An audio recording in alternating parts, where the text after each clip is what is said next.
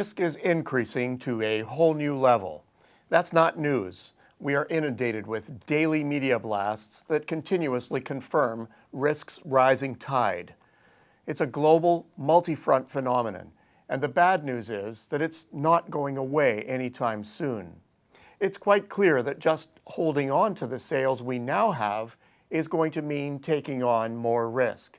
Growth beyond that is going to require a whole lot more risk appetite. What are the major shifts to look out for? Well, right at the top, regulatory risk. It's a big one. Caught by mismanaged technology and runaway greed, the global financial system just about tipped over the edge in 2008 and 2009. Desperately wanting to avoid a rerun, regulators got busy building ironclad rules that have produced a few key consequences. Firstly, they have increased the cost of providing financial services, which is likely being passed on to customers. Secondly, the barriers to entering the financial service industry are now higher, an advantage for the well-heeled and a limitation on competition. Thirdly, access to financing is more constrained, particularly on the higher end of the risk spectrum. In general, it has become more difficult to access financing, especially for businesses trying to get off the ground and those that are selling to risky places. Policy risk is relatively new, costly, and unpredictable. Years of substandard global growth have created a cynicism about post-war institutions that is electing leaders promising to do something about it. The current tide of anti-trade policies and threats of more to come are the tangible manifestation of this movement. The world is now in danger of a prolonged episode of policies that will roll back the trade clock.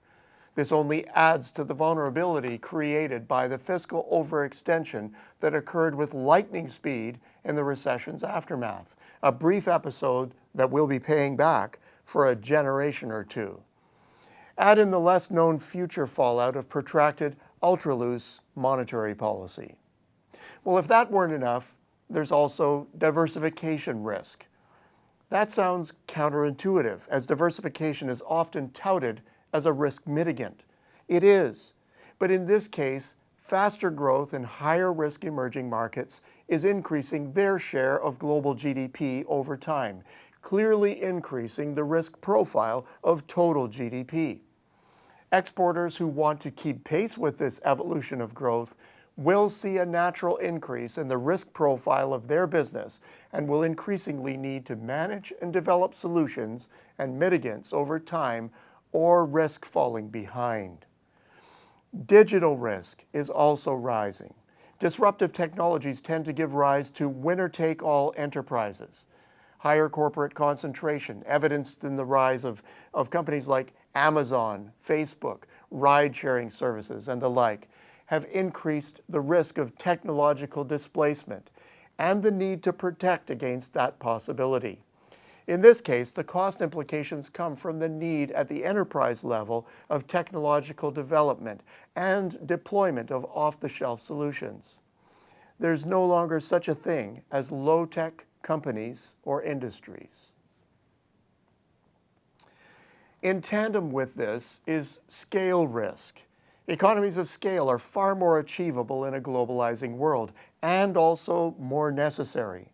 Growth of emerging market demands and the scale of those demands themselves demand large-scale solutions.